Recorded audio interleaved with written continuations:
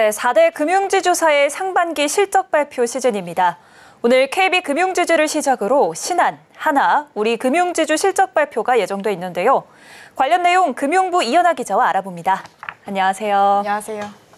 네, 오늘 KB금융지주가 가장 먼저 실적 발표를 했습니다. 정리 한번 해주시죠. 네, 조금 전인 오후 4시에 KB금융지주가 상반기 실적 발표를 했습니다. KB금융의 상반기 당기순이익은 2조 7,815억 원으로 전년 동기 대비 7.5% 감소했습니다. 하지만 2분기 당기순이익만 놓고 보면 시장 전망치보다 높은 1조 7,324억 원으로 집계됩니다. 비은행 계열사 이익 기여도가 40% 가까이 육박하며 ELS 손실보상 비용과 대손 충당금 환입 등 일회성 이익이 반영이 됐습니다. 상반기 순이자 이익은 전년 동기 대비 9% 증가한 6조 3,577억 원으로 대출 평균 잔액 증가, 그리고 비은행 계열사 이자이익 기여도 이 확대가 큰 기여를 차지한 것으로 드러났습니다.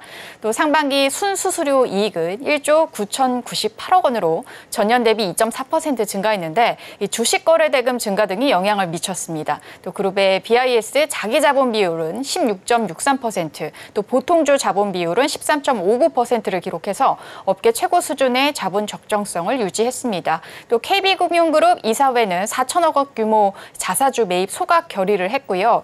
또 주당 배당금은 1분기 대비 상향된 791원으로 결의를 했습니다.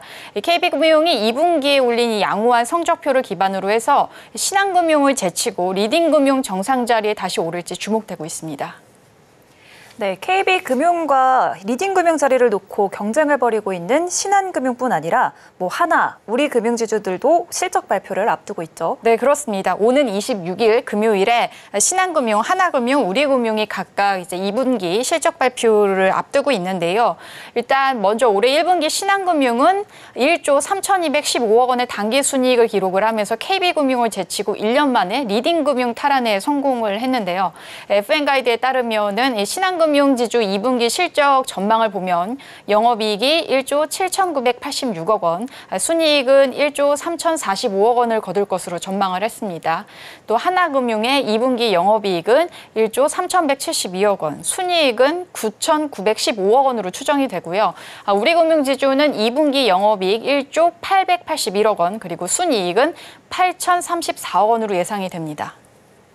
네, 올해 금융지주사들의 실적 경쟁을 둘러싸고 최대 관전 포인트는 무엇일까요? 네, 일단 비은행 금융회사 인수합병을 지금 빠르게 치고 나가고 있는 우리금융행보가 이 금융지주사의 판을 얼마나 흔들지 주목이 되는 상황인데요. 먼저 한국포스증권과 우리종합금융의 인수합병을 거쳐서 오는 8월 출범하는 우리투자증권이 있습니다. 10년 만에 증권업 재진출인데 임종용 우리금융지주 회장은 10년 내 업계 10위 달성을 목표로 내세웠습니다. 다음 달 출범한 우리투자증권의 규모가 업계 18위인데 우리금융은 현재 2차 인수합병 가능성까지 열어뒀습니다. 또 동시에 우리금융은 동양생명과 ABL생명의 대주주인 중국 다자보험그룹과 비구속적 양해각서를 체결하고 인수를 위한 실사를 진행 중입니다. 무엇보다 임종영 회장의 비은행 강화에 대한 강력한 의지, 그리고 또 우리금융 내부적으로는 2조 원이 넘지 않는 선에서 거래를 마무리하겠다는 기조가 좀 영향을 미치고 있는 것으로 알려지고 있습니다. 네, 금융지주사들의 실적 경쟁에 있어서 가장 하반기의 최대 변수는 무엇으로 보실까요? 일단 부동산 PF와 그리고 대출 규제가 최대 변수로 꼽히고 있는 상황입니다. 하반기부터 본격 시행되는 이 PF, 그 구조조정에 따른 추가 충당금 부담이 상승되는 상황인데요. 일단 은행보험원권 공동 최대 5조 규모의 신디케이트론 구조조정에 따른 부동산 신탁회사 그리고 저축은행 등 자회사의 긴급 자금 수혈 상황이 벌어질 수가 있습니다.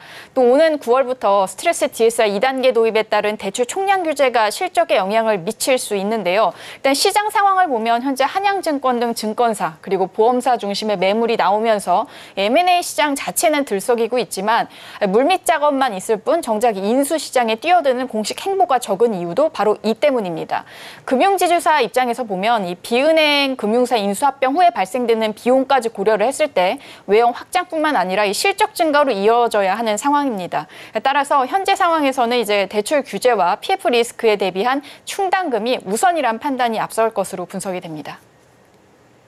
네, 지금까지 금융부 이현아 기자와 금융지주사 실적과 전망에 대해 알아봤습니다. 오늘 말씀 감사합니다. 감사합니다.